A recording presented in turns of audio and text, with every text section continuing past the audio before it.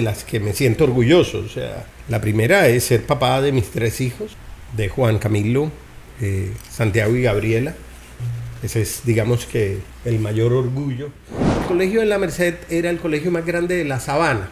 Para que tengas una idea, el profesor de música del colegio era el maestro Adolfo Mejía. Era un profesor insoportable y yo me imaginaba cómo iba subiendo el nivel del agua. Yo invitaba a todos mis amigos a que nos montáramos encima de las mesas y las mesas flotaban mientras la profesora se ahogaba. Okay. Ya, yo creo que ahí empezó como la pasión por las películas y por el cine. Unas máquinas que parecían sacadas de los supersónicos que yo cuando la vi la primera vez metía en la cabeza, era una vaina. En estos días Hugo Lucillo me lo encontré y Hugo me decía, Guido, yo pasaba por tu casa y yo decía, le van a succionar el cerebro a la señora. Y te voy a contar algo. Yo me casé a los 16 años.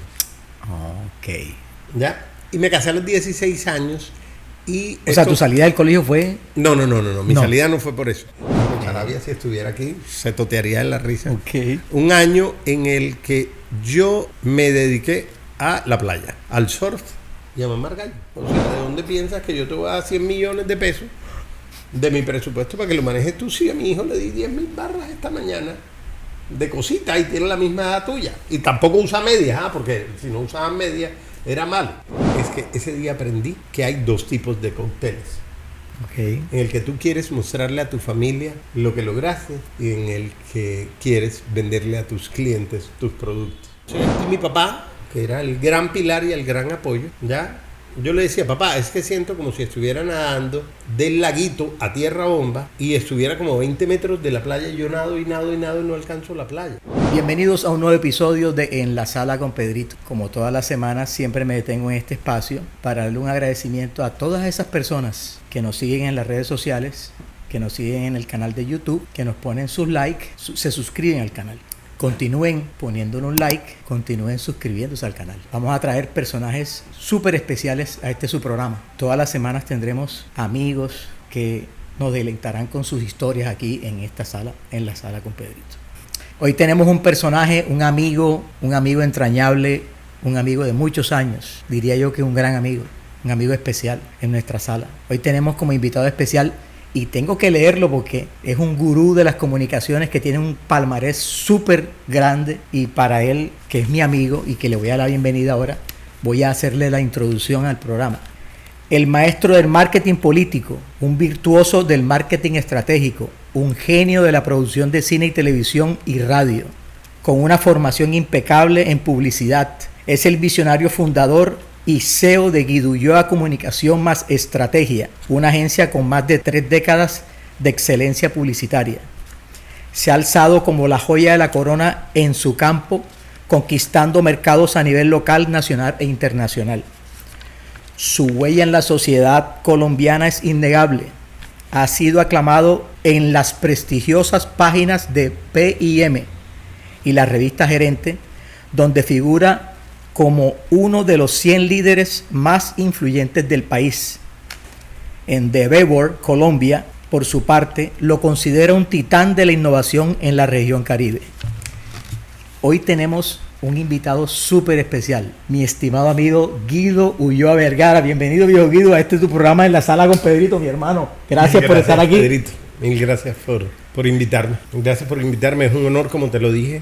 Y no dudé un minuto, apenas me contactaste, en aceptar tu invitación, por lo que me honra, por lo que me gusta honrar nuestra amistad, por las personas que me han antecedido, que de verdad le has dado la oportunidad a mucha gente de conocer a unos personajes, estábamos hablando hace un rato de eso, que enaltecen la ciudad. Hace unos días, hablando con Rafa Tono, hace un par de días, le decía yo a Rafa que por qué en Cartagena había menos gente reconocida que en otras ciudades. Okay. ¿Ya? Y él me decía, no te entiendo. Y le dije, sí, cuando digo menos gente reconocida, no lo decía pensando en que no teníamos suficientes personas valiosas, ¿ya? O realmente que por su trayectoria hayan generado importancia para la sociedad. Y me decía, entonces, ¿qué es lo que pasa? Y yo le decía, tenemos menos gente reconocidas porque nosotros mismos ni siquiera nos reconocemos. Total. O sea, no es cierto que Medellín tenga 500 tipos más importantes que los que pueda tener Cartagena, solo que muchas veces nos cuesta reconocernos.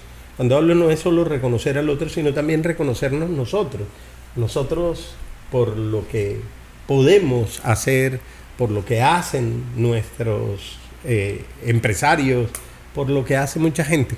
Cuando yo veía tu espacio, yo decía, Pedro está haciendo eso, Pedro está reconociendo, cosa que además es un gran valor el reconocimiento, porque habla muy bien de quien lo hace. Quien lo hace es una persona generosa, y yo asocio la generosidad con la riqueza y con la valía. O sea, eso es lo que nos permite.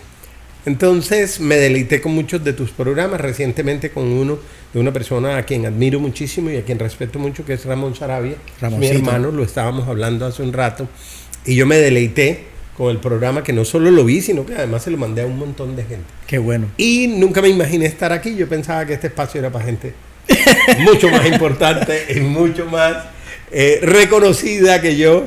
Y de pronto me llega tu invitación y te agradezco muchísimo por esta invitación. Gracias, Guido. Gracias por tus palabras y gracias por estar aquí con nosotros. Estás en tu casa, además. Muchísimas gracias. Esta es una conversación relajada, una conversación informal, donde vamos a hablar de varios puntos de vista de tu vida, más que la mía.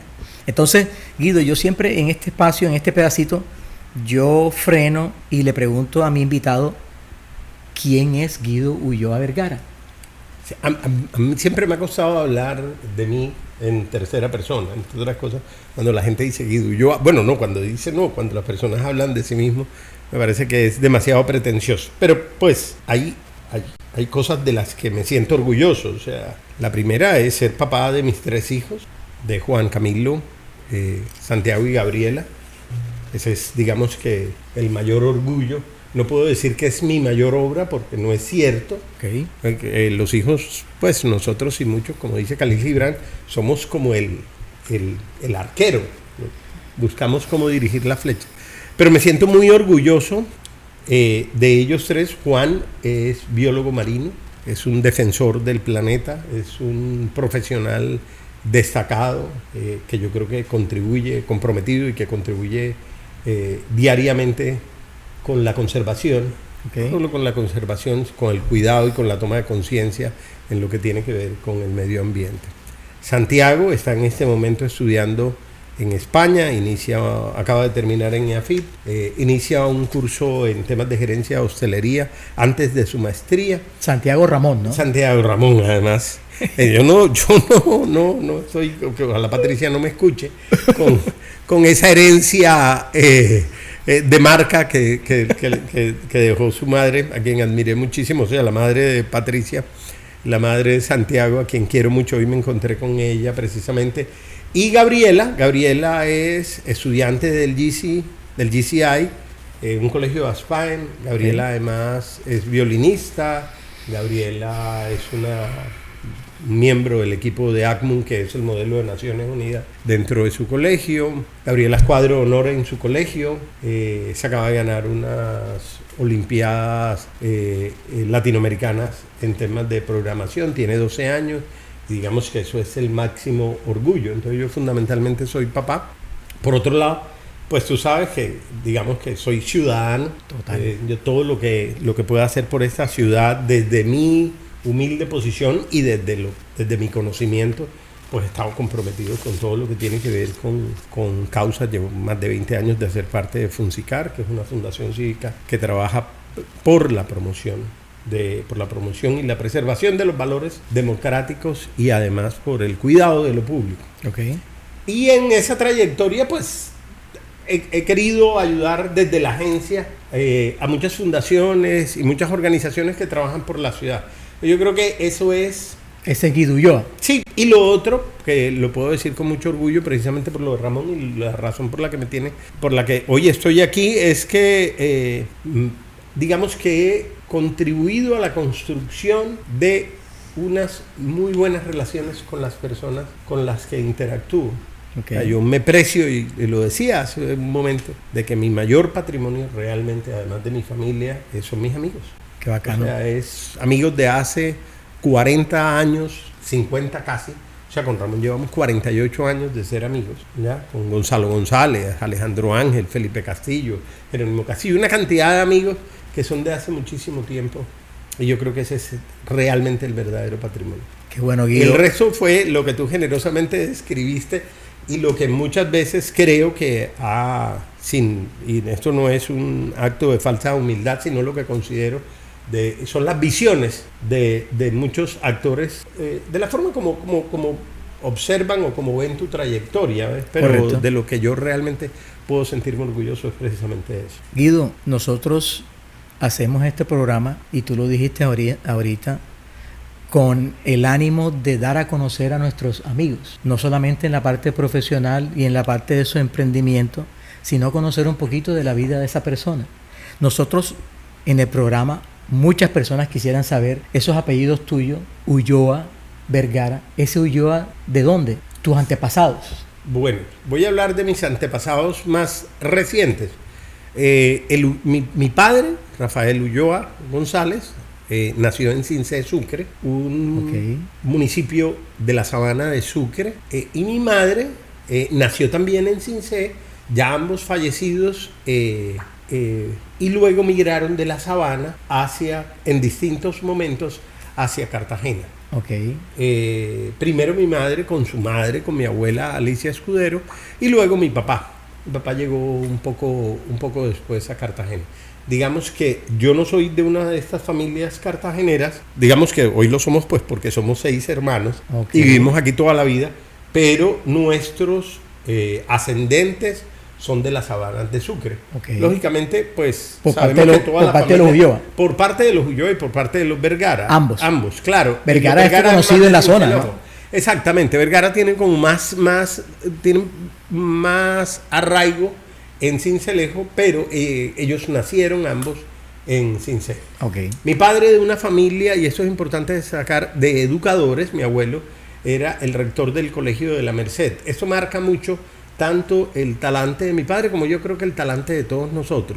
El Colegio de la Merced era el colegio más grande de la Sabana.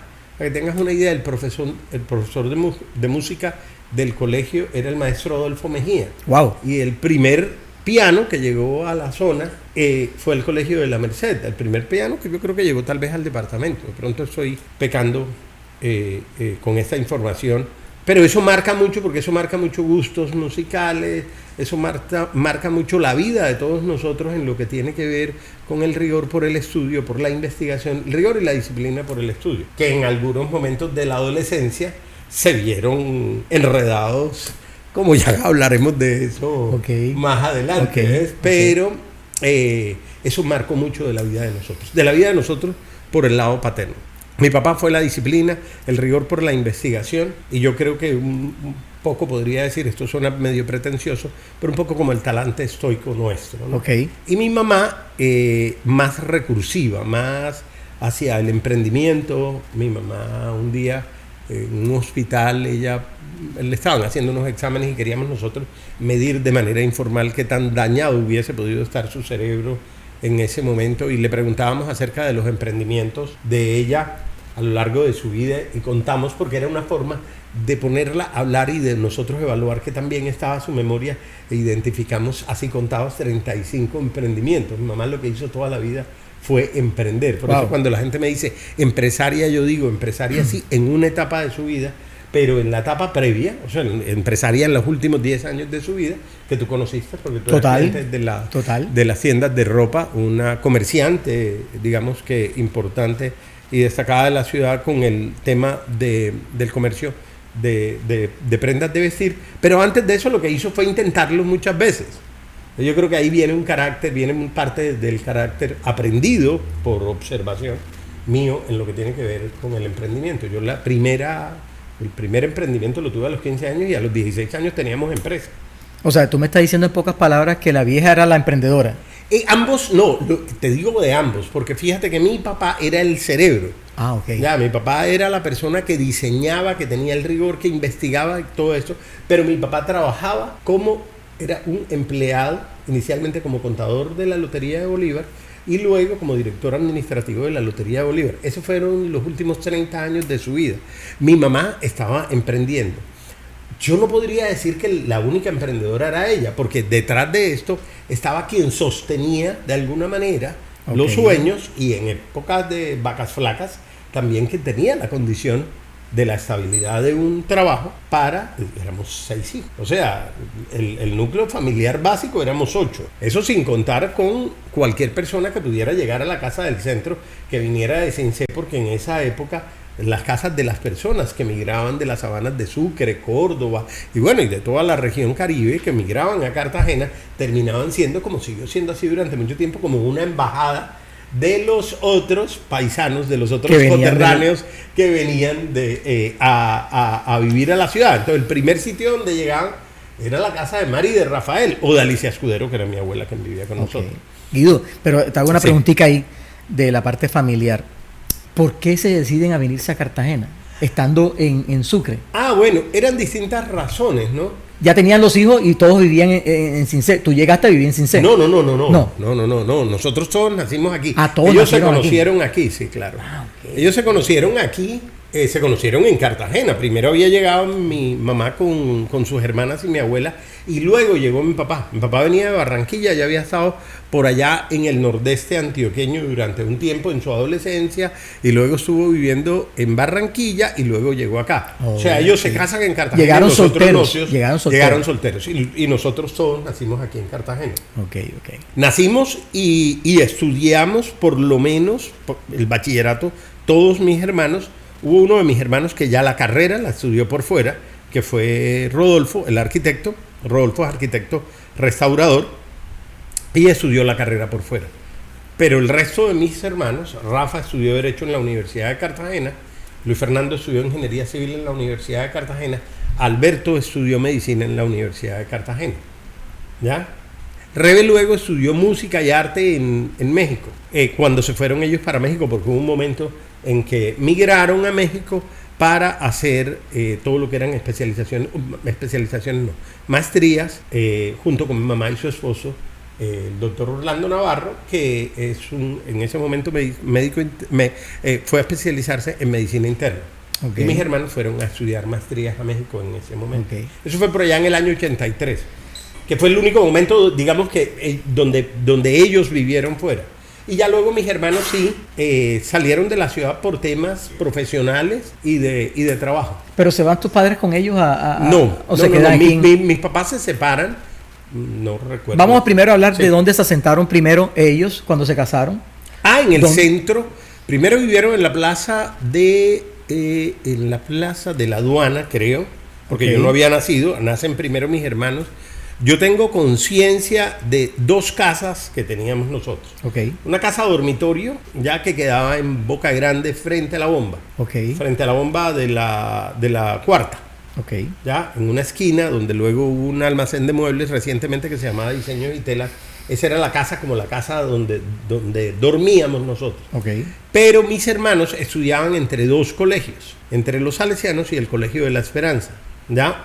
Entonces, pero esos colegios eran doble jornada. Entonces, creo que entre mi papá y mi mamá decidieron, mi mamá estudia cosmetología, monta un salón de belleza en una casa del centro. Entonces decidieron que esa sería la casa como operativa. Venían todos en la mañana, estábamos en esa casa, ahí se repartían para los colegios. Ya mi mamá tenía su negocio, luego mi papá, luego tuvieron otros negocios. Tuvimos ahí como una librería y luego una fábrica de paletas. Esto para hablarte de toda la cantidad de negocios que se dieron en esa casa. Entonces esa era una casa como de operativa, que funcionaba de 6 de la mañana a 6 de la tarde, con muchachas, almuerzo, todas las cosas, pero como estaba ese el comercio intermedio, se concentraba en esa casa. No, estaba el salón de belleza en la parte delantera y las habitaciones para el descanso, el estudio y alimentación y todas las cosas. Una forma de tu mamá tenerlos vigilados, era tenerlos controlados. Exactamente, y tenernos cerca, porque fíjate, estábamos en la mitad, hoy queda un hotel ahí, es una casa muy grande. La casa estaba exactamente en la mitad entre el Colegio de los Salesianos y el Colegio de la Esperanza. Mi mamá estaba a tiro de 10 minutos. La principal. En la calle del Sargento Mayor. Okay. O sea, estábamos diagonal a un colegio de monjas. Hoy es una oficina de la gobernación. Entonces estábamos en toda la mitad de la calle y si te das cuenta más o menos era equidistante a los colegios donde estaban todos los niños. Okay. Y muy cercano al trabajo de mi papá, que en ese momento la Lotería de Bolívar creo que estaba, las oficinas estaban en La Matuna. Entonces mi papá estaba cerca, podía venir a almorzar a la casa, vernos a todos a esa hora del almuerzo. Era un tema de estar muy cerca de nosotros. Y mi mamá pues estaba, como te digo, a tiro de 5 minutos en llegar a cualquiera de los dos colegios. Ahí nos cambiábamos, ahí nos bañábamos, funcionábamos, y a las 5 o 6, no, bueno, 5 no, porque el salón de belleza de mi mamá de pronto estaba abierto más tiempo, entonces nos devolvíamos a la casa de Castillo. ¿Cómo se llamaba ese salón de belleza? El salón de belleza llevaba el nombre de mi mamá. Mi mamá se llamaba Mari Vergara. Bueno, se llama, Mari yo Vergara. creo que donde esté, no creo que haya cambiado de nombre y pienso que ella todavía vive, no solo vive en el corazón nuestro, sino que vive en la memoria y yo pienso que esa es la mejor forma de perpetuar a las personas que amamos, ¿no? Cuando tú hablas de salón de belleza, yo me voy a la historia familiar también, en donde mi tía, en el centro, en la calle del colegio, tuvo, porque en esa época no eran, se llamaban salones de belleza, ¿oíste? Se llamaba Salón de Belleza Dora. Claro, me acuerdo perfectamente. Calle del colegio, al frente de mi tía Dora, quedaba el consultorio de los Bajaires. Claro. O sea, segundo piso. El segundo piso, me acuerdo perfectamente. Calle del colegio. Entonces me acordé, apenas que me mencionaste de Salón de Belleza Centro, me acordé del Salón de Belleza de mi tía. Y fíjate que la ubicación en la calle de Sargento Mayor era estratégica en ese momento por una razón. Porque estábamos a 4 casas de emisoras Fuentes. Las emisoras en ese momento tenían radioteatros. Claro, me acuerdo. Bien, entonces venían los artistas, bueno, y las reinas, porque también era el salón de belleza del reinado, entonces llegaban las reinas al salón de belleza o venían los artistas. Entonces Claudia de Colombia se arreglaba, Claudia de Colombia en ese momento la peinaban y la maquillaban para ir al radioteatro donde se presentaba de emisora Fuente. Entonces era como una escala obligada para los artistas que se presentaban. En orden de idea me estás diciendo de que el salón de belleza de tu mami era el salón de belleza de las estrellas que llegaban a Cartagena. Del momento, más o menos esa es la historia. Además porque había una amistad entrañable entre el Curro Fuentes, que era como el líder de todas, no solo de las emisoras, sino de Disco Fuentes también, y mi mamá. Realmente era de las dos familias. O sea, era una relación muy, muy estrecha del momento. Guido, bacana esa historia de tu viejo y tu vieja. De hecho, también me acuerdo mucho de un gran amigo, ahora que me hablas de la Lotería Bolívar, de pronto tú lo reconoces, que también trabajó en la Lotería de Bolívar. Mi amigo se llama Pedro Marín. Claro. Pedro Marín Rosales. Entonces, Marín Rosales trabajaba en la Lotería Bolívar en esa época. Que me acuerdo perfectamente porque eso era como una familia, ¿no? Sí, claro. Eso era una familia y yo me acuerdo de niño, ya mis padres separados. O sea, yo los sábados yo me iba a acompañar a mi papá. Acompañar no, era el tiempo que teníamos además para compartir, porque ya entre semana ya el tema entre las apullas del colegio y todo eso. Nos veíamos todos los días, pero el sábado era el espacio para compartir con él. Entonces el sábado era entre la Lotería de Bolívar y recorrer museos, galerías y museos. Y de ahí viene un poco como puedo decir que no es una pasión, pero digamos que el gusto por el arte, y yo creo que ahí se empieza a despertar la vocación por el diseño y la publicidad. O sea, yo siempre le he endilgado a esas visitas al Museo de Arte Moderno y a la Galería Scandia y a la Galería de Arte del Banco Ganadero y a las retretas de la banda municipal en el Parque de Centenario y a todos digamos que los espacios donde se podía nutrir uno de arte y de conocimiento. Largas horas en la biblioteca Bartolomé Calvo, porque si tú le hacías una pregunta y él supuestamente no tenía cómo respondértela, que pocas veces sucedía, o que no pudiéramos resolverla en la biblioteca de la casa, que teníamos una biblioteca grande, no solo por mi papá y por mí, sino por un hermano que se dedicó a leer y a leer y sigue leyendo y a leer más. Entonces íbamos a la Bartolomé Calvo. Como tú le hicieras una pregunta, mi papá terminaba en la Bartolomé Calvo. Pero facilito, buscando 5 o 6 libros, sentados en una mesa, y eso podía ser un plan. Yo siento que eso fue, y luego la vida me dio una oportunidad muy grande, que fue hacer parte de la junta directiva del Museo de Arte Moderno. Y de acompañar algunas iniciativas culturales en función del arte. Guido, del arte y de la cultura, ¿no? Tú me hablas de una familia súper grande. 6 hermanos. Sí. Me estás hablando. ¿Tú eres qué número de los hermanos? Yo soy el más pequeño. Tú eres el más pequeñito de todos. Todos viven en estos momentos. Todos viven en este momento, gracias a Dios. Se reúnen, son Nos unidos. reunimos, somos recontraunidos, ya fallecieron los padres. En estos días sucedió algo muy emotivo en medio de una reunión. Estábamos hablando de mi hermana y uno de los grandes valores de Rebe era precisamente que Rebe nos reunía, nos articulaba. Pero creo que no solo era Rebe, yo pienso que es el espíritu de mi papá que siempre quiso mantenernos juntos, el espíritu de mi mamá y todo lo que ella significa para nosotros. Tenemos una relación muy, muy, muy estrecha. O sea, muy estrecha es que nos vemos en el año, oficialmente nos podemos ver unas 4 o 5 veces todos, toda la familia. Pero estamos interactuando permanentemente. Hace una semana estuvimos en el cumpleaños de mi hermana en mi apartamento. Precisamente nos reunimos todos los hermanos, a excepción de uno que por un tema no pudo asistir, pero que viene este sábado. Ok. Entonces, estamos ahí. O sea, están a pesar de que afuera, vivimos fuera, exacto, los apartamentos de ellos de Cartagena están dentro de un área de una isocrona que no supera los 2 kilómetros. O sea, no vive en El Cabrero, mi hermana, el apartamento de mi hermana, donde siempre llega, donde vive con Rodo y con Patti, y donde viene Alberto, está a 2 cuadras de mi casa. Rafa, mi hermano, tiene otro apartamento en el mismo edificio donde yo vivo, a diferencia de un piso. Entonces permanecemos muy, muy unidos. Qué bacano. Guido, ya hablamos de la familia, de tus padres. Me gustaría saber un poquito dónde te relacionaste tú, en qué barrio, para arrancar. Me dijiste que en el centro, inicialmente, o te mudaste posteriormente a otro sitio. No, fíjate que lo que sucedió fue esto. El tiempo del centro fue breve. Cuando mis padres se separan, yo termino yéndome al Laguito y vivo con mi mamá como desde tengo tan claro, pero debe ser como desde los 6, 7 años. Y yo vivo con mi mamá durante muchísimo tiempo, como hasta los 15 tal vez. Se separan, me dice. Sí, ellos se divorcian, yo debía tener como unos 5 o 6 años. Mi mamá se va fuera del país un tiempo, regresa, y yo me voy a vivir con ella, debía tener 6 años, al Laguito, al Songo. El Songo era el único, el Songo. Pero es que ahí me perdí. Tu mamá se va. Mi mamá se va. va. Deja a los hijos. Sí, exacto. ¿Ustedes se quedan con quién? ¿Con su papá? Con mi papá y con mi abuela. Ok, listo.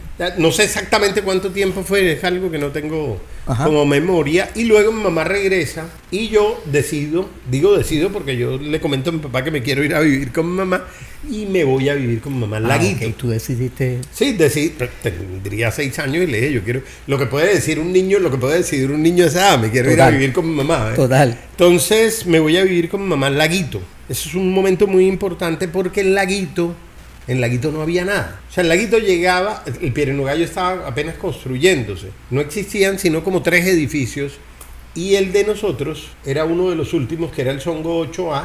Existía el Mónaco, que era un edificio pequeñito que quedaba al fondo, y estaba el Songo. Y ahí no había nada más. No había Conquistador, no había Hilton. El Hilton lo construyen después. Ok. Entonces, ese aislamiento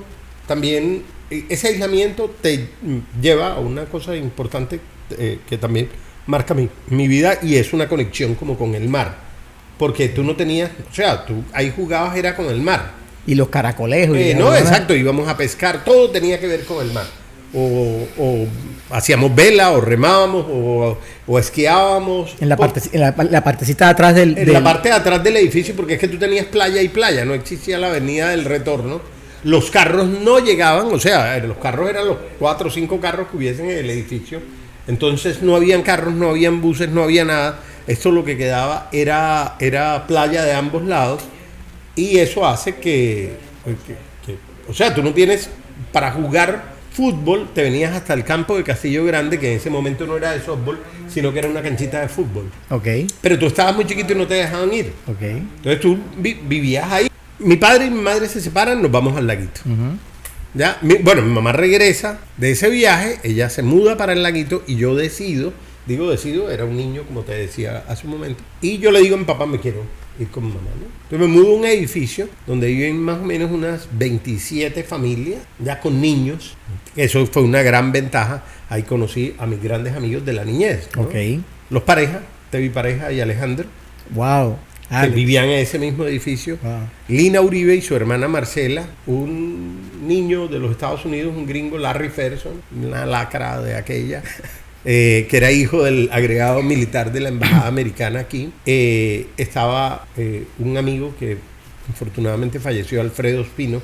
Yo no sé si tú te acuerdas de Alfred. No. Alfredo Espino y su hermanita. Luego llegó Carlos Ernesto Camacho, Gabriel Martínez y sus hermanas, ¿ya? Una de ellas fue Reina, Senia, su madre también, la Jaime, que eran María Cecilia, Sandra y Soraya, la hermana. O sea, era un edificio donde había un montón de niños. O sea, pero ahí, habían esos niños. Ahí no faltaba el juego. No faltaba, ahí no faltaba el juego. Estaban esos niños y luego los siguientes niños eran los McMaster. Wow. Michael, ya, y sus hermanos, pero Michael el más cercano a nosotros. Y ya luego no había más, o sea, ahí no había nada más en la zona. Entonces eso hizo, uno, que se diera una conexión y que la amistad, tú no podías pelear con nadie, porque si tú peleabas tenías 2 amigos menos para jugar en tu vida. Total. O sea, ahí lo que tenías era que resolver las cosas inmediatamente. ¿Y te acuerdas que en esas épocas, cuando uno jugaba, que no existían todos estos aparatos electrónicos y nada, uno iba a la casa del amiguito?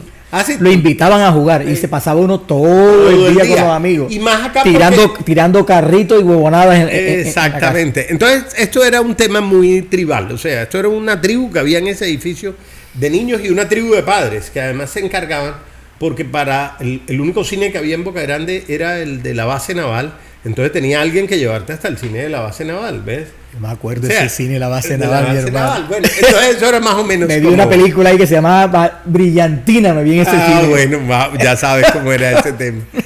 Y ahí entonces aprendes a esquiar, aprendí a bucear con Laszlo Nemet, un húngaro que vivía en Bogotá, un inventor de verdad. Uh-huh. O sea, él a eso se dedicaba, tenía muchas patentes. Entre esas, yo creo que la democratización del agua caliente en Bogotá, porque él fue la persona que inventó las duchas de agua caliente. Wow. Las primeras duchas. Esa duchita que se ponían ahí encimita, que todavía se venden y todo eso. Entonces, Laszlo tenía 2 hijos y ellos vivían en Bogotá, tenían ese apartamento como una casa de playa. Laszlo fue mi primer maestro de esquí y de buceo. Wow. Chiquito. Entonces, era una conexión con el mar. Tú pescabas, veías los pescadores. Un día con el gringo y Gabriel Martínez, medio calafateamos un bote que se lo había tragado la arena, le quitamos la brea a las calles del laguito. Wow. Ahí le pusimos y lo sacamos a navegar y esa era la vida de nosotros de niños. La vida de la niñez. Exactamente. Bueno. Después nos mudamos al Calipso, a la entrada de Boca Grande, ahí vivimos, eso ya empieza como la preadolescencia. Ahí me conozco, o sea, ya hay paso a la Esperanza, y en la Esperanza, bueno, ya yo era scout de antes. No vayamos tan lejos. Bueno, no vayamos tan lejos, espérate. Ok. Todos esos amigos importantes que tuviste en el laguito, súper bacano, pero quiero arrancar ¿dónde estudiaste tu primaria?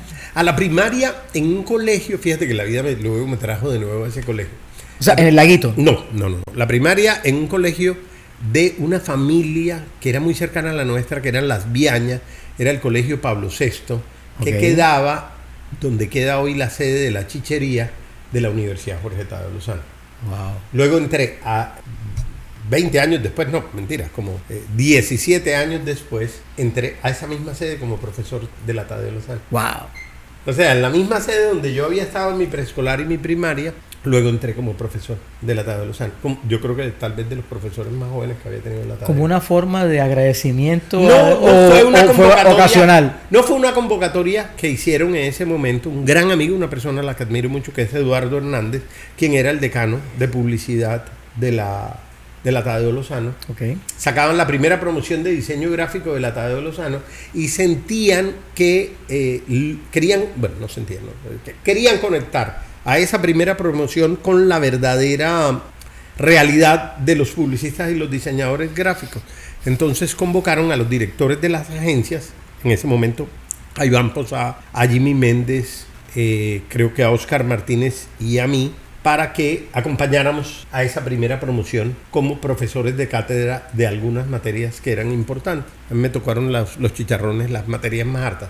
A mí me tocó administración de empresas publicitarias, costos y presupuestos, y una de mercadeo que era como los más chéveres, pero en los peores horarios. Yo tenía una clase los viernes de 6 a 8 de la noche y tenía una los sábados de 7 a 9 de la mañana.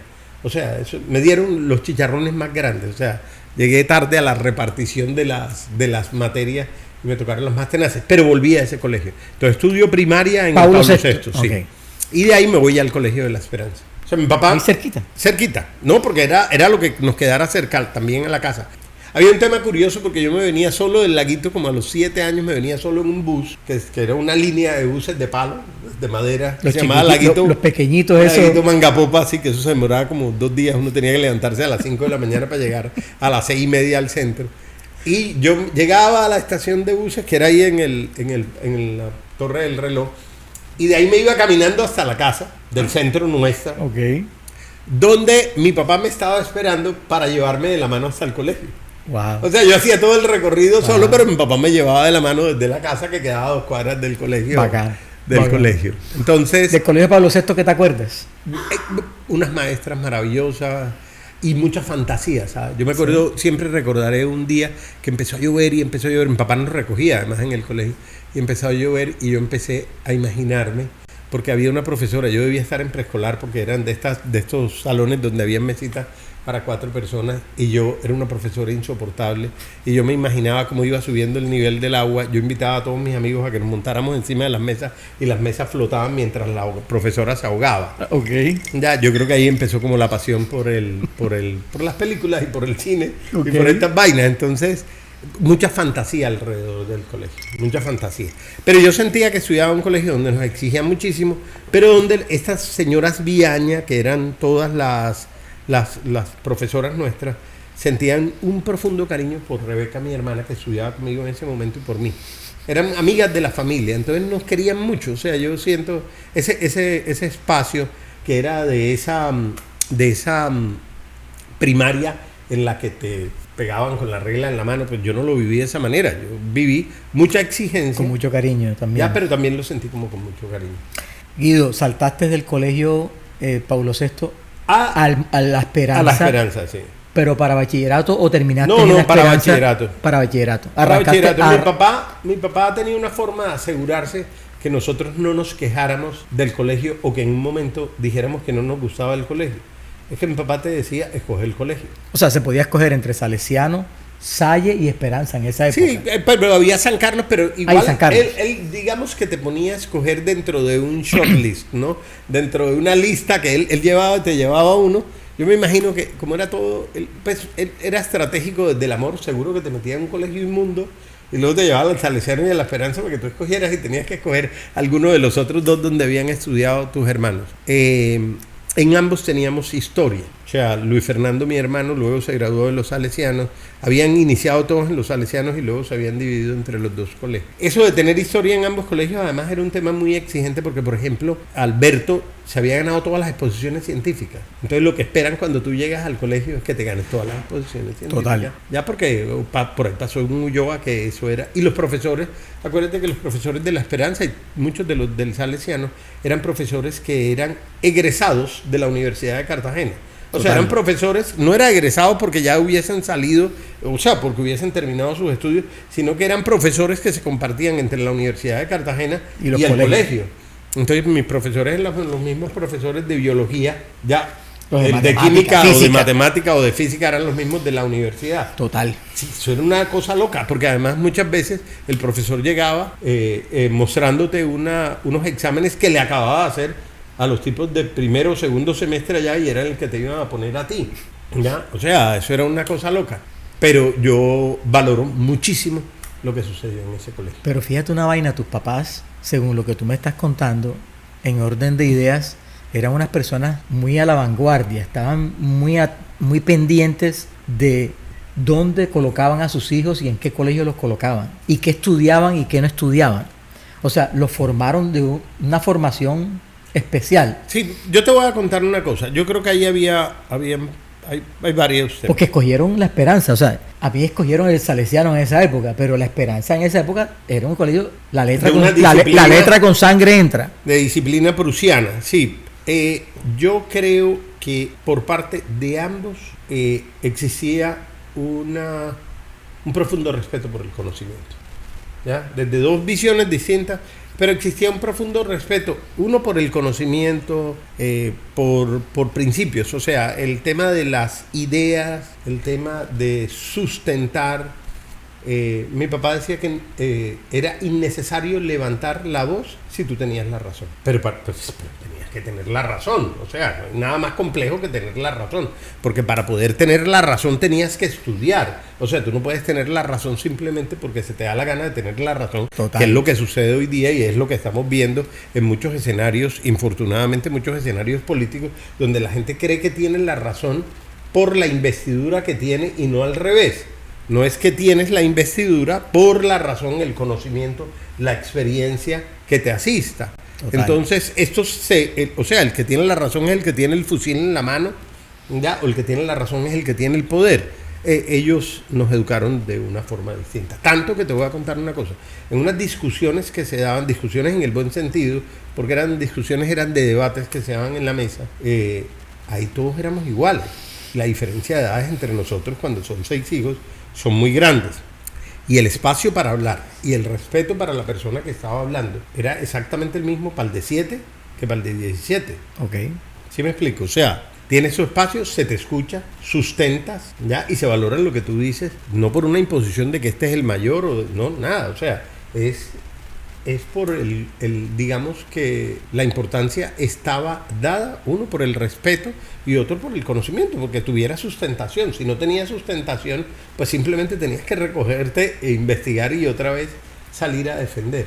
Pero yo creo que eso era importante. De hecho, fuiste de los privilegiados porque como estabas en el último puesto, o sea, en el último hijo, tú absorbiste todos esos conocimientos y todas esas doctrinas que se daban en ese momento. Yo te voy a contar una cosa, eso daría para otro programa, porque si hay algo, o sea, una cosa es lo que yo haya estudiado en la universidad, y otra cosa era lo que se vivía en esa casa. Total. O sea, esa vaina, o sea, estos tipos eran, yo te voy a decir una cosa, el mayor estimulante para la creatividad era lo que se vivía en esa casa. Bacano. O sea, en esa casa había un cineclub, nació un grupo de música andina, nació un grupo de teatro que se presentó en Bolívar,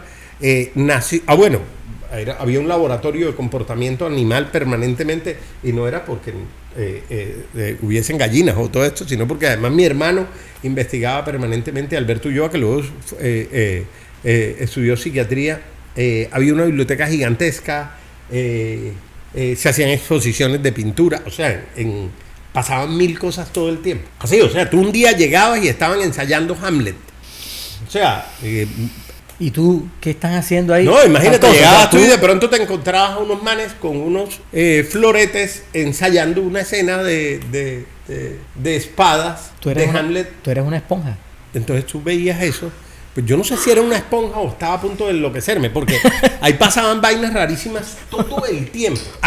Una abuela sabanera que tenía sus propias creencias y todo el tema, una madre muy creativa, pues de hecho tenía el salón. Los salones de belleza no eran un sitio donde la gente iba a peinarse. En esa época estábamos estábamos en pleno 70, donde las mujeres parte de su outfit, del look, eran unas pelucas que se podían cambiar 3 y 4 veces a la semana. Entonces, y el alicer. Y el alicer que además mi mamá fabricó alicer, lo preparaba. Pero fíjate que, no, y lo preparaba y tuvo una marca que siempre el registro estuvo en el registro de la licencia, siempre estuvo en trámite. Se pasó toda la vida con la licencia en trámite, decían las etiquetas. No, pero eso era también una labor creativa. O sea, ahí pasaban cosas todo el tiempo. Y además era como el ancla, porque fíjate que eso de esa equidistancia entre los dos colegios también servía para que cada uno de mis hermanos, que tenía por lo menos 2 amigos cercanos, la casa pasaba llena de gente. Germán Mendoza, que luego fuera subdirector del Universal, y Alberto, en algún momento de la vida, luego de una influencia muy fuerte de un profesor de filosofía, Bernardo Saray, decidieron unas vacaciones, ¿ya? El origen de la iniciativa, el origen es distinto, pero decidieron poner un anuncio en la puerta, y ellos un escritorio, tendrían 14 o 15 años, y pusieron un anuncio que decía: se dictan cursos de inconformidad. Entonces dictaban un vacacional de inconformidad en el patio de la casa. Wow. 2 pelados de 14 años que estaban influenciados por un profesor de filosofía. Entonces, ahí pasaban vainas muy raras. Cuando tú hablas de las casas llenas, yo me acuerdo del salón de mi tía también. En los comedores, las clientas, yo me acuerdo de esos grandes secadores porque no era el secador de pelo eso de pistola. Eran unas máquinas que parecían sacadas de los supersónicos que yo cuando la vi la primera vez metían la cabeza en una vaina. En estos días Hugo yo me lo encontré y Hugo me decía, Guido, yo pasaba por tu casa y yo decía, le van a succionar el cerebro a la señora. Era más o menos lo que uno pensaba que podía suceder. Cuando las casas yo las veía llenas siempre. Y las pelucas, me acuerdo que esa era la moda. Las mujeres con sus pelucas grandes y esos pelos con unos moños así elegantísimos. O sea, ese era lo que se destilaba en la época. Pero además de eso, el comedor lleno de gente comiendo. Ah, sí, claro. Entonces mi tía... comida para 15, 20 personas. Por favor, comida para 15 o 20 personas. Incluido yo que llegaba con mi papá y también comíamos de la tía. Sí. Eso era como sí, yo no entiendo cómo así. Exactamente. Sí, yo eso no... Pues eso fue, eso fue un poco, porque saltamos, entro a La Esperanza con las exigencias propias, entro a un colegio hostil, muy hostil, no solo por... Don Jorge, el señor, ¿no? Sí, por esa, yo venía de ser mamiteado, es el paso de la primaria al bachillerato, pero, y me volví muy rebelde en el colegio, y yo creo que, fíjate que la vida me dio la oportunidad de encontrarme con Jorge Irizarry después, pero en ese momento yo caí en una, digamos que en una moda o en una condición que tenías tú en ese colegio, que era irte en contra del rector. O sea, el rector y el rector era la crítica por el colegio, pero luego tuve la oportunidad de decírselo a él y hoy lo puedo reconocer que mucha de mi disciplina, por el estudio, mi rigor, por la investigación, el cuidado y la precisión con el análisis, yo se lo debo definitivamente al Colegio de la Esperanza. Al Colegio de la Esperanza. Le debo eso al Colegio de la Esperanza y le debo otras cosas, que fue como la explosión desde no desde el talento porque es pretencioso, pero la explosión de otra cantidad de cosas. Hoy logré escribir en un grupo de Facebook de los exalumnos del pedagógico, logré escribir sobre eso porque en el pedagógico me encontré a otra gente maravillosa. Yo tuve que salir exilado de La Esperanza. Ok, espérate. Antes que te vayas de La Esperanza. Okay. Secundaria en La Esperanza. Secundaria en La Esperanza. Llegaste hasta tercero bachillerato, segundo bachillerato. Nosotros no nos encontramos en ese colegio, Guido. Yo creo que nosotros nos encontramos en La Esperanza. En esa época te voy a decir, personas que estudiaban ahí, estudiaba los Brochet. Sí, estudiaron conmigo los Brochet. Yo estudié parte o sea, entre primero y segundo con los Brochet. Estudié con Michael Van Master, con Harold Peñalver. Entonces estuvimos nosotros en el colegio. Ahí estuvimos ahí nos conocimos. Sí. No, ahí nos conocimos. Sí, de hecho, te voy a contar una cosa. Yo pertenezco a 2 grupos de exalumnos. A unos de La Esperanza, ¿ya? Y a unos del pedagógico. ¿Llegaste hasta qué curso en La Esperanza? Yo estuve hasta cuarto, o sea, lo que sería noveno en La Esperanza. Te cogió Cabarcas y te fusiló. No, nada de eso. Yo salí de La Esperanza, y lo puedo decir así con toda la tranquilidad, salí con el segundo puntaje más alto del colegio. No era por eso. Te voy a contar algo. Yo me casé a los 16 años. Ok. ¿Ya? Y me casé a los 16 años y... O sea, ¿tu salida del colegio fue...? No. Mi salida no fue por eso. Yo tuve un año, a los 15 años, vamos a decir que fue un año sabático. Ramón Sarabia, si estuviera aquí, se totearía en la risa. Okay. Un año en el que yo me dediqué a la playa, al surf y a mamar gallo. ¿Porque tú quisiste? No porque quise. O bueno, no porque quise, no, claro que era porque quería. O sea, un año, o sea, yo iba muy bien. Yo pierdo un segundo de bachillerato. Ok. Ya, espero que mi hija no vea esto, que seguro lo va a ver. Pierdo el segundo de bachillerato con muy buenas notas, pero lo pierdo por faltas. Porque no ibas al colegio. Empecé, ahí creo que ya conocí a Ramón. Es que no quiero echar al agua a Ramón porque no solo mi hija, sino también los hijos de Ramón. Entonces vamos a dejar eso así. Y Ramón, luego fuiste el culpable, Ramón. No, hubo un año en el que con Carlos Duque, Ramón Sarabia y otros personajes que no vamos a echar al agua, pues prácticamente no hicimos nada. Pero sobre todo yo. Aparece Simón Betar, Eduardo Amín. O sea, personajes. Sí. Entonces hacíamos surf todo el día. Y si no hacíamos surf, no hacíamos nada. Ya salíamos a la playa, estos 15 años, ¿no? ¿Y qué le decía a tu vieja? No, yo salía para el colegio. Yo salía para el colegio. En un momento llegamos a tener alquilado un apartamento en el Conquistador donde guardábamos las tablas. Yo voy a pasar rápidamente por aquí porque Gabriela va a ver esto. Entonces, bueno, el caso es que al final de esto, ya cuando va siendo octubre, empezamos a practicar un deporte. Esto que estoy diciendo, no me siento orgulloso, lo estoy diciendo más como en tono de broma, que practicaba la gente que vivía en Boca Grande en esa época, y no solo la gente de Boca Grande, que eran en el segundo semestre tú te dedicabas a levantarte cachacas de excursión. Ok, ¿Sí? Eso lo hicimos todos. Exactamente, bien. Sí, pero eso no porque lo hayamos hecho todo, es de menos... Eso hacía parte del...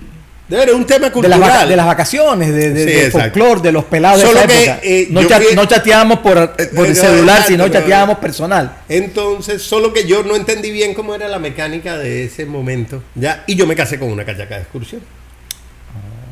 Yo me enamoro a los 15 años de Diana Restrepo, una persona a la que admiro, respeto muchísimo y a quien quiero mucho.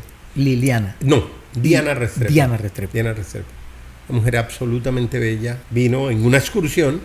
Yo me enamoro de Diana y me caso con ella el año siguiente. Pero yo quería terminar en La Esperanza. Y La Esperanza me dijo, ven, un momento, para volver a La Esperanza, ellos conocían perfectamente mi historia, me dice, te tienes que devolver al curso que perdiste aquí. O sea, tú puedes volver a tercero de bachillerato, o sea, octavo. Okay. Entonces yo entro a octavo en La Esperanza, me caso en ese año, sigo con octavo, o sea, octavo es tercero de bachillerato. Paso a cuarto de bachillerato. Ellos saben que estoy casado, todo el mundo lo sabía. De hecho, mi acudiente era Diana Restrepo. Ahí se da una transformación mía en lo que tiene que ver con el estudio y con todas las cosas. Y empezó a buscar ser el primero en el colegio. Okay. Y no solo lo busco, lo logro. Lo hago en octavo, en tercero bachillerato, lo hago en cuarto. Y en un momento, fue un incidente con un profesor, no merece la pena ni siquiera mencionar el nombre. Él se expresa muy mal de nosotros y yo levanto la mano y le digo que me parece que... Y éramos grandes amigos, intercambiábamos libros y me parece que la forma como se expresaba de nosotros no era la adecuada. La adecuada, sobre todo teniendo en cuenta que las personas que estábamos ahí de alguna manera éramos quienes contribuían a la economía de su familia. Y él se excusa en el momento y luego ya estábamos terminando el año y luego teniendo un puntaje altísimo, un día me llaman a la rectoría y me dicen que yo no puedo seguir en el colegio porque yo soy casado, ya yo llevaba año y medio casado. Okay. O sea, yo ya estaba por nacer Juan Camilo. Y como te digo, Diana iba a las reuniones de padres de familia. O sea, Diana, mi ex esposa, Diana Restrepo, era mi acudiente. Entonces era una cosa rarísima, pero bueno. Y yo entro... Pero me desconectaste ahí de tu familia. O sea, cuando te casas... no, estoy casado. ¿Qué decía tu papi? ¿Qué decía tu mami? No, cuando me caso no. Antes vaya y solucione su problema. No solucione nada. O sea, además, porque... La primera visión es que tú te estás casando porque de pronto tu novia está embarazada, ¿no? Eso no era mi caso, eso no tenía nada que ver. Yo me estaba casando porque me quería casar. O sea, yo propuse matrimonio a los 15 años porque pues, me dio la inmadurez, quién sabe qué cosa. Yo quería casarme. Y le doy gracias a Dios, pues si no existiera Juan Camilo y no tuviera la relación y no hubiese conocido a una persona tan maravillosa como Diana Restrepo. Okay. Y a su familia, o sea, su madre todavía es una persona a la que quiero mucho y con quien tengo una... ¿Sigues en contacto con ella? No, sigo en contacto con ella, no. Yo fui a su cumpleaños a Cubeñas. Bacanísimo. O sea, y donde sea, Herminia verá esta entrevista y en el momento en que ella me llame yo voy. O sea, bacano. Tengo una relación muy estrecha con ella y un infinito agradecimiento y un cariño muy profundo por Diana, con quien tengo la mejor relación del mundo. Bacano. Concebimos a un hijo maravilloso. Entonces, el caso es que luego me echan, porque supuestamente yo estaba casado cuando ellos ya lo sabían. ¿Te echan en cuarto de bachillerato? Sí. Entonces yo no sé qué hacer. Y entro... Yo no sé si sea una depresión, porque no lo puedo identificar como eso, pero una tristeza profunda, porque yo siempre quise, al igual que mis hermanos, graduarme de uno de los dos colegios. Y ahí es donde aparece siempre la presencia de mi papá. La presencia de mi papá es una presencia muy, muy contundente, no por... era una persona, una energía muy tranquila, pero contundente por por la fuerza de la razón. ¿Ya? Y ahí dice, suficiente que esto te duela, pero tenemos que hacer algo, o sea. Pero ya tú estás en un proceso en el que ya no de cualquier colegio te aceptan y todo eso. Y vamos a ver que el padre Pérez, rector del pedagógico, se entera porque yo dirigía el grupo Scout del pedagógico. Curiosamente, en ese momento yo era uno de los dirigentes de grupos más jóvenes el más joven que había existido aquí. Yo tenía apenas, desde los 16 años dirigía el grupo Scout del pedagógico. Me llama, ¿ya? Y me dice, ven, aquí hay un cupo para ti. Entonces yo paso de la Esperanza al pedagógico, un cambio fuertísimo. Total. Yo venía ya concientizado que iba a ser un Andrés Bello y que iba a recibir un montón de becas y todo eso por mi puntaje y por todas las cosas que había hecho, y me meto a este colegio. Estaba reunida, supuestamente, ya lo más escogido de la sociedad cartagenera, que habían votado todos los colegios. Total. Ya, y la gente más maravillosa que me pude encontrar en toda mi vida. Bacanísimo. Ahí me encontré con Frangel Herrera, me encontré con Carlos Duque, me encontré con amigos que habían echado también de la Esperanza, Humberto Díaz Granado. El flaco Díaz Granado también estuvo allá. Sí, con Rodolfo Chalita. O sea, me encontré con una cantidad de gente tan bonita. Rudy. En ese colegio. Jaime Borda, que también lo habían votado. Un montón de gente. Beatriz Martínez, una mujer absolutamente maravillosa. O sea, me encontré con todo. O sea, yo creo que ambos colegios enriquecieron muchísimo ese proceso. Entonces entro a este colegio a terminar quinto y sexto. A terminar quinto y sexto. ¿No te encontraste con el Quique Charri? Me encontré con Quique Charri, me encontré con Nicolás Curi. No, eso fue maravilloso. O sea, fue maravilloso porque además hicimos un montón de cosas por el colegio. De los que se sentaban en el murito del pedagógico. Sí, no, y un día hicimos un tema para transformar la biblioteca. Transformar la biblioteca fue que recogimos como 2,000 libros. Wow. Le hicimos un regalo de un salón al colegio. Hicimos un montón de cosas súper bacanas en ese colegio. Bacano. Con esa gente. Terminamos graduándonos de ahí. Lo voy a decir porque me siento muy orgulloso. Logramos levantar las pruebas del ICFES de ese año. Claro, en parte porque estábamos 10 egresados de la Esperanza, que veníamos con esa formación de la Esperanza para el tema de pruebas del ICFES. Pero además porque empezamos a hacer nosotros nuestro propio pre-ICFES los sábados. Ya con lo que nosotros, el conocimiento que teníamos, tratábamos de transmitírselo al resto de amigos. Resto del grupo. Nos llevamos un montón de gente para el pre-ICFES de Confenalco. Fue una experiencia maravillosa. O sea, estabas en Scout, estabas en el pre-ICFES. Dirigía el grupo, estaba en eso, trabajaba, lógicamente. Trabajaba en las tiendas de ropa nuestra, producía ropa. Antes de eso, vendí perros calientes en la entrada de Manga. Wow. Cuando estaba me acuerdo que ahí en el parquecito. Habían varios. Sí, no, pero el Pipa no estaba primero. Sí, estaba un montón, pero nosotros fuimos los. Bueno, nosotros digo yo, fui yo el primero, recién casado, pero luego me puse a producir ropa para las tiendas nuestras. De hecho yo te admiraba mucho en esa época porque la ropa bacana en esa época la tenían tus tiendas, las tiendas de tu familia. No, es que te cuento, y en el pueblito nosotros llegábamos y te encontrábamos ahí en época de vacaciones de cachaca, tú guerreando ahí claro, porque estaba casado y además luego tenía un hijo. Sí, y además tenía mi ropa ahí. Es que yo empiezo a diseñar. Ese paso por la playa, que mi papá de forma muy bella y muy amorosa decía que no era que yo ese año me hubiese dedicado a vagar, que yo lo que estaba era revisando las tendencias de lo que luego sería un emprendimiento que me produjo de verdad muy buenos ingresos. Buenísimo. Que fue que empecé a diseñar ropa para surf. Mientras que nosotros estábamos rumbeando y levantando cachaca, ya tú tenías ya tu platica en el bolsillo. Ya te mantenías con tu trabajo. No, yo me mantenía con mi trabajo, yo vivía en mi apartamento. Todo el mundo decía, no, de Guido le va bien en esa vaina, marico. Sí, pero era porque producía mucha ropa. Mucha ropa que se vendía en las tiendas, muchos vestidos de baño, muchísimos vestidos de baño. Mi mamá nos retaba todo el tiempo. Llegó un momento en que ya no solo eran vestidos de baño, sino que eran las chaquetas estas. Acuérdate de la tendencia de Miami Vice, entonces eran chaquetas como las de Miami Vice, zapatos, eran jams, las camisetas, corbatas de cuero. Luis Fernando, mi hermano, que me apoyó muchísimo en eso, nosotros nos daban las 6 de la mañana haciendo 500 corbatas de cuero para una temporada. Wow. Era una cosa absurda. Wow.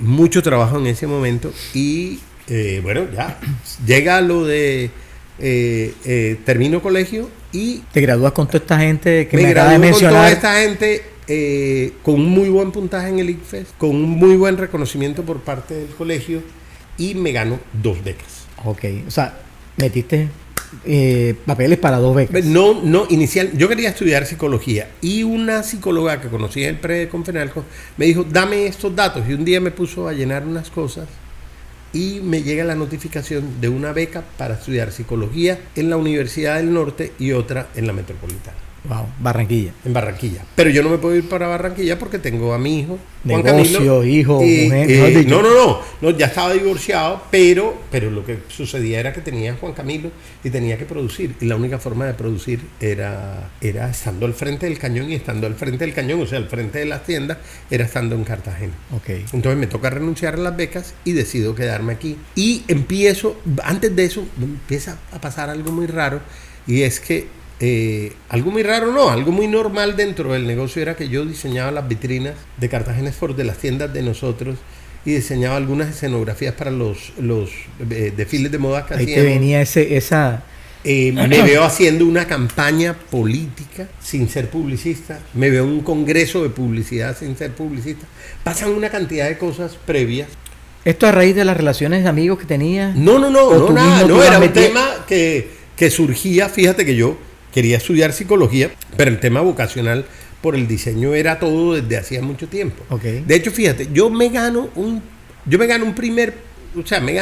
premio de diseño, ¿ya? Con una silla que había diseñado, empezando con la agencia, y eso no estaba, antes de eso, ¿ya? Y eso no estaba dentro de mi radar. Ok. O sea, empecé a diseñar objetos y todo eso y no estaba dentro del radar de lo que debía. Ok. No de lo que debía, de lo que yo quería hacer. O sea, la decoración de las vitrinas eran tuyas. La mayoría del diseño eran míos. Luego llegó Luis Fernando, mi hermano, que fue Luis Fernando ingeniero, pero con un nivel de creatividad y de diseño muy fuerte. Pero las vitrinas nuestras, que eran unas vitrinas las que la gente se paraba y se tomaba fotos, yo empecé a hacerlas a los 14, 15 años. Pero yo no tenía conciencia de que eso era parte de la vocación. Okay. Ni tampoco el tema del arte, que luego, fíjate que cuando entro a la tecnológica, me gano un salón de arte universitario y me gano 2 salones de fotografía estudiando en la tecnología. Entonces, fíjate, terminaste el colegio, te graduaste, tiendas, hijo, mujer, decidiste estudiar una profesión. No, luego me divorcio y estoy dos viviendo solo. becas te salieron, dijiste sí, que no por estar en Barranquilla. Tengo trabajo durante un año y llegó un momento, luego de ese año, lo voy a decir como yo lo sentí. Esto lo pueden tal vez desmentir mis hermanos, pero lo voy a hacer sobre todo porque Luis Fernando en la casa ya se volvió... En la casa, lo que voy a decir es propio, no tiene que ver con ella. Okay. Yo siento que se volvió incómodo el hecho en unos hermanos tan estudiosos.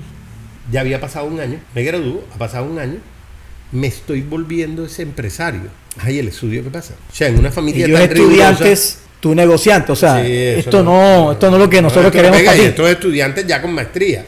O sea, porque es que yo sentía que si yo te iba a preguntar, ese pedacito te lo iba a preguntar, pero... No, es que ya si salió. tú no tenías una maestría era como si tú fueras analfabeta, ¿sí me entiendes? Total. O sea, fue lo que yo sentí. No digo presión. que no fue lo que... Claro, una presión tenaz.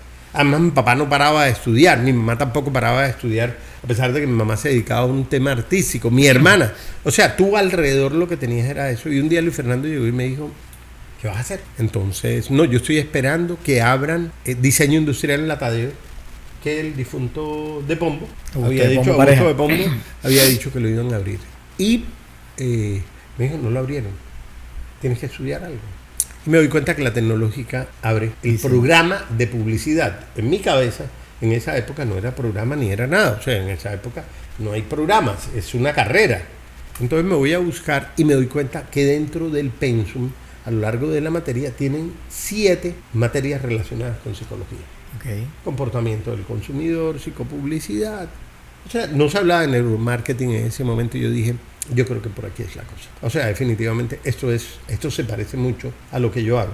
Bueno, ya no estaba diseñando simplemente vitrinas. Ya habíamos diseñado una tienda para la familia, o sea, una tienda de ropa y ya habíamos entrado avanzando, ya empezamos a avanzar en el diseño de muebles y de otro tipo de cosas. Okay. Entonces lo del diseño caía bien y me matriculé en la tecnológica, en un programa que prometía inmediatamente, o sea, en los próximos 10 meses, convertirse en una carrera. Y yo entro a estudiar y me enamoro inmediatamente del tema de la publicidad. Okay. Publicidad se llamaba la profesión. Era publicidad y diseño gráfico. Okay. Eran dos pensum que estaban en paralelo. Yo entro con el pensum nuevo, me enamoro de la carrera. Fue un tema, o sea, eso fue amor a primera vista. Yo en la segunda clase dije, yo esto es lo que quiero hacer. Y conocí a una profesora de introducción a la publicidad que te preguntaban, que venía de un poco de la escuela de la Tadeo. Aquí me está acompañando uno de nuestros estrategas. Y ellos identifican como tus roles. Entonces te preguntan, ¿tú qué quisieras hacer? ¿Cómo te ves en un futuro? Y alguien dice, no, yo me veo como ejecutivo, yo me veo como creativo, yo me veo como productor o me veo como esto.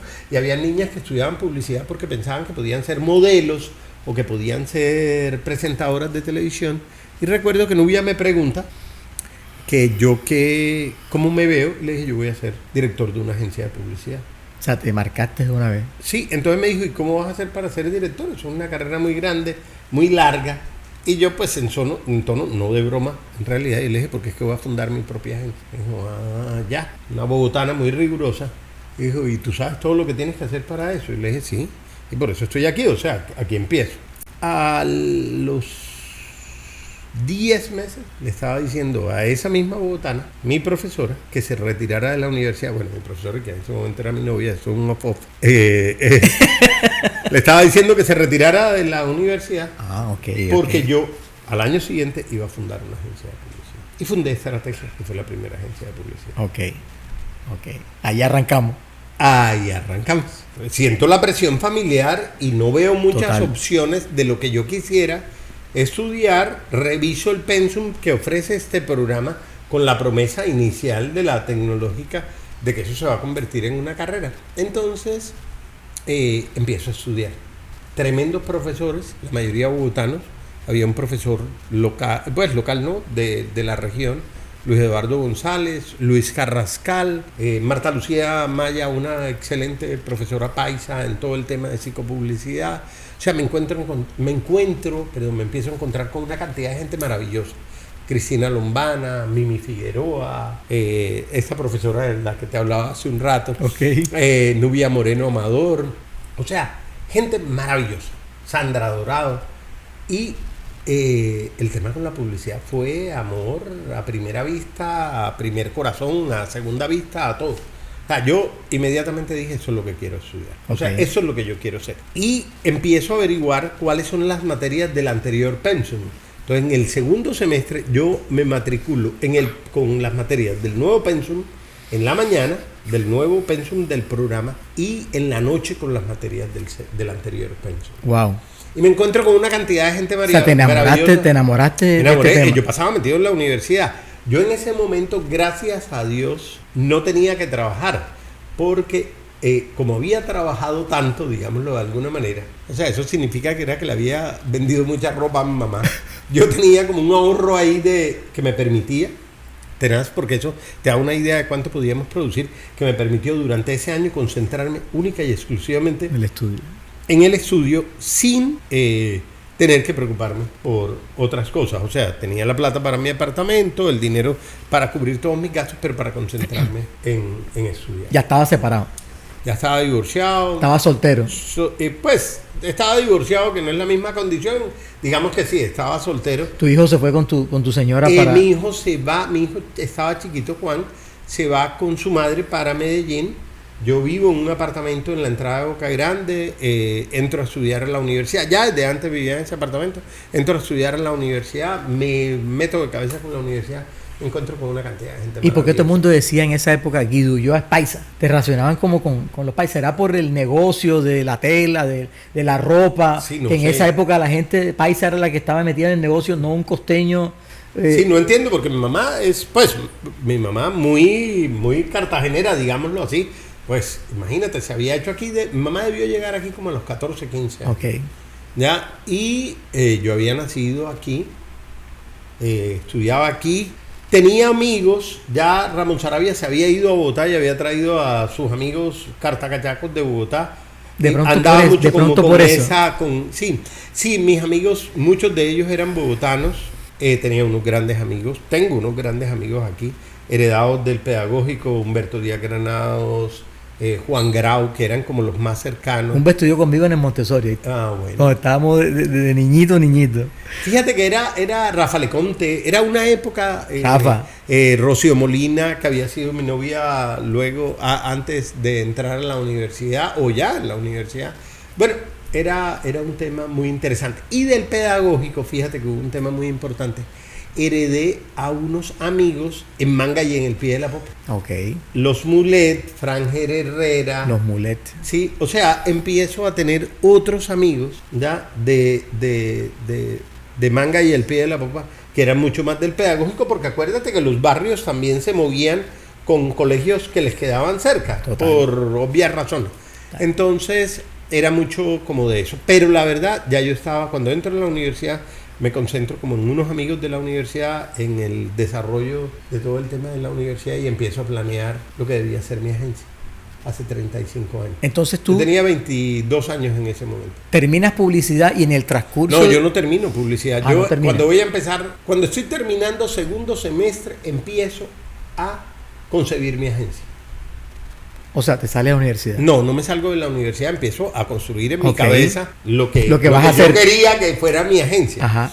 Y en ese momento le pido a unos profesores, ya al final de semestre le pido a unos profesores, 22 años, yo creo que un poco antes, pero bueno, vamos a decir 22 años.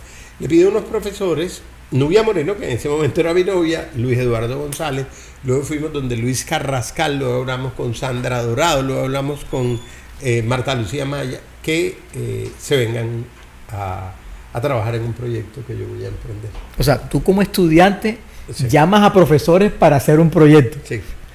Sí, yo no sé quién estaba más loco o quién era más atrevido, si yo como estudiante. Yo ahora me pongo a devolverme, y eso era una cosa muy loca. Era un tema muy loco. O sea, eras un estudiante, digámoslo así, era un estudiante precoz. Sí, no, yo fui precoz en Adelantado. todo. Me casé a los 16, o sea. Total. Pero en ese momento yo creía que la tenía clara. Yo no tenía claro nada. O sea, Es que tú ibas a la velocidad que íbamos nosotros en los años 80. Y Sí. nosotros los pelados de esa época íbamos a 500 kilómetros por hora. sí, Queríamos resolver nuestra situación es ya. Sí. Pero sabes que no había muchos empresarios. De hecho, fíjate que cuando fundamos Jóvenes Empresarios, la Asociación de Jóvenes Empresarios en Cartagena, no dábamos ni siquiera para hacer la junta directiva. De hecho, tú dice aquí, en lo que yo investigué, que tú fuiste Yo fui el primer presidente. vicepresidente nacional de la Asociación de Sí. Jóvenes Empresarios. Sí, yo fui presidente de AGE Cartagena, el primer presidente de AGE Cartagena. En ese momento me nombraron vicepresidente de la Asociación Nacional de Jóvenes Empresarios de Colombia, y fui el codirector junto con Ramón Espósito. Ramoncito Espósito. Con Ramón, exactamente. De la Casa España, ¿no era? En ese momento presidente de la Casa España, y un tremendo catedrático y un empresario. Junto con Ramón fuimos codirectores de la Escuela de Verano Europa América de la Asociación de Jóvenes Empresarios, de la Asociación Iberoamericana de Jóvenes Empresarios de España y de Colombia. Wow. Trajimos 150 empresarios, junto con Román Villascusa y Pedro Pablo Hernández, trajimos 150 empresarios, jóvenes empresarios de España, que se juntaron con 150 promesas de jóvenes empresarios de Colombia, y estuvimos aquí durante un mes. O sea, estos jóvenes empresarios en las aulas de la Universidad de la Universidad de Cartagena, en la UTB, aprendiendo sobre emprendimiento de alto impacto. Wow. Yo tenía 26 años, 25 años. Wow. Entonces estábamos en la universidad, teníamos toda la fuerza.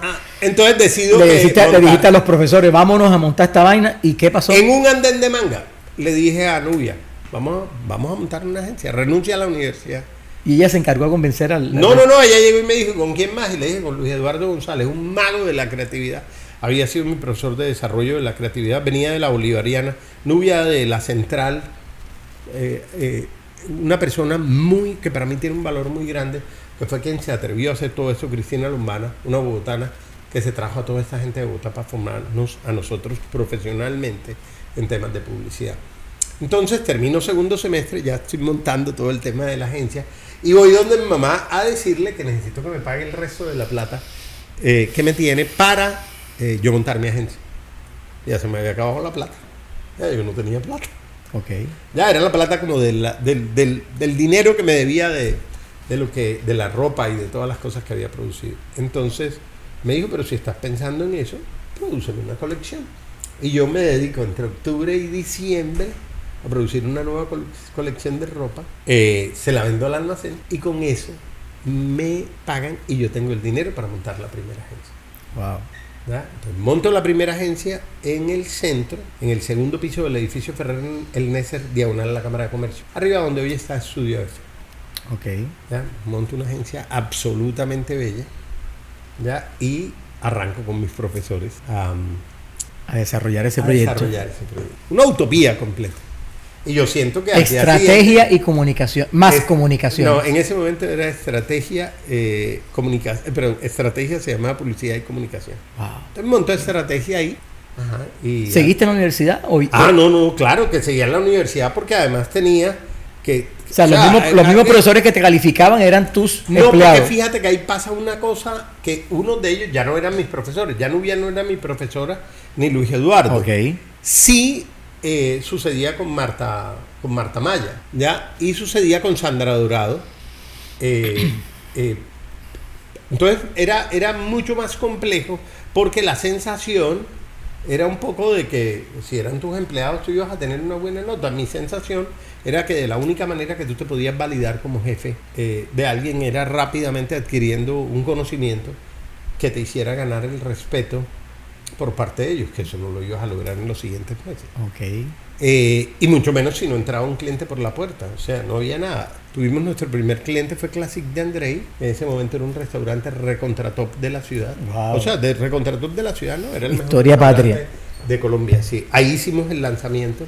Ese día aprendí una cosa, que esto, ojalá, yo creo que de toda esta entrevista lo que voy a decir es lo más importante, lo más interesante y lo más enriquecedor, es que ese día aprendí que hay dos tipos de cócteles.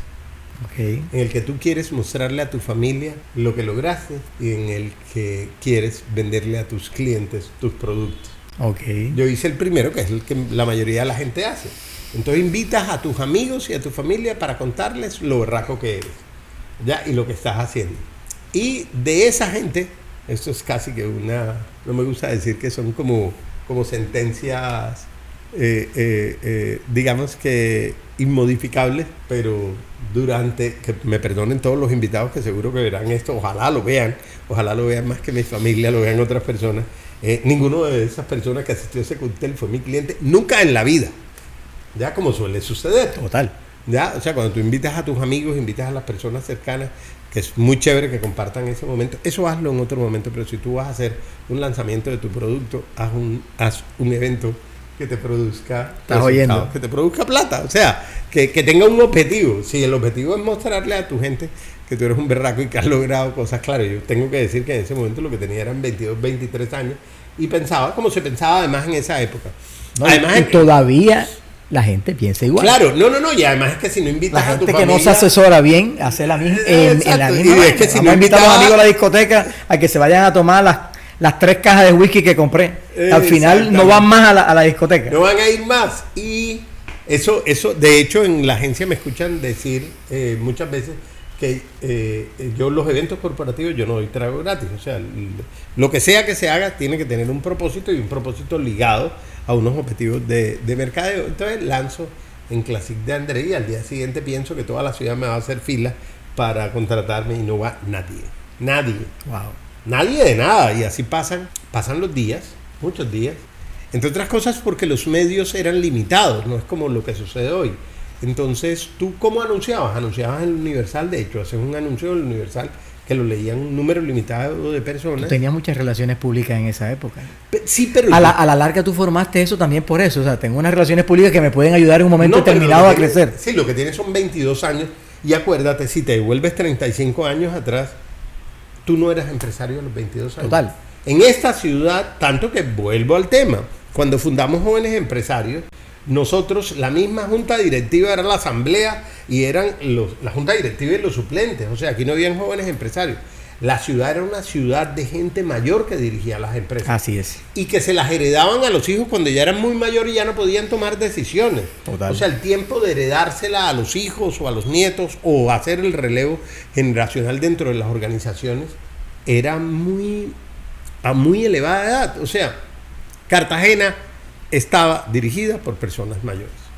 Entonces, el tema de que tú tienes un buen relacionamiento, yo me acuerdo llegar a Indugraco, ya, donde un cliente me decía, a mí me parece que es maravilloso lo que tú me expones, ya, pero pues tú tienes la edad mía, o sea, ¿de dónde piensas que yo te voy a dar 100 millones de pesos de mi presupuesto para que lo manejes tú? Sí, a mi hijo le di 10.000 barras esta mañana de cositas y tiene la misma edad tuya, y tampoco usa medias, porque si no usaban medias era malo. Total. Entonces me tocó empezar a vestirme como una persona mayor, empezar a usar el lenguaje distinto. Bueno, mi empresa estaba diseñada como una empresa de una persona mayor. O sea, me tocaba hacer una cantidad ¿Te apalancabas con tus profesores o te ibas tú solo y te tirabas al...? No, yo me iba al ruedo solo. Yo no tuve mucho problema. Sin embargo, sí tenía un apoyo muy grande por parte de ellos, te voy a decir, porque eran gente muy técnica. Uh-huh.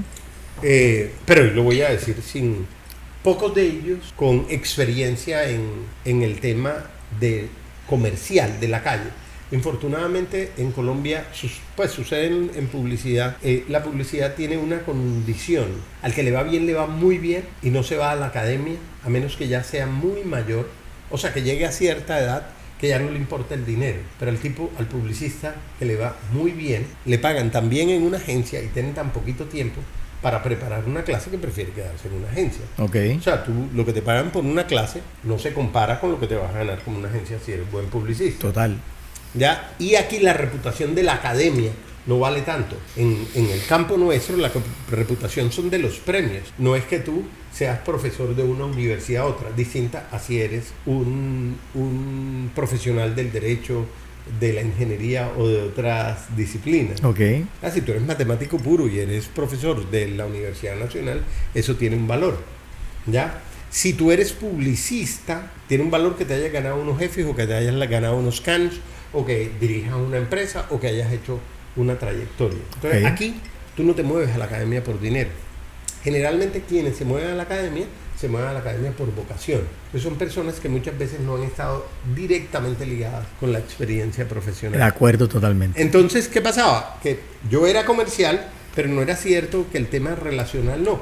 Además, con un agravante, el tema relacional mío era ligado a las tiendas de ropa, o sea, a lo que había hecho antes, que esto no tenía mucho valor. Okay. Fue una época muy difícil. Uno de los ángeles que aparecen en ese momento es precisamente Ramón Sarabia, cuando él y su familia fundan Express y es de los primeros clientes, de los casos de éxito de la agencia. Perfecto.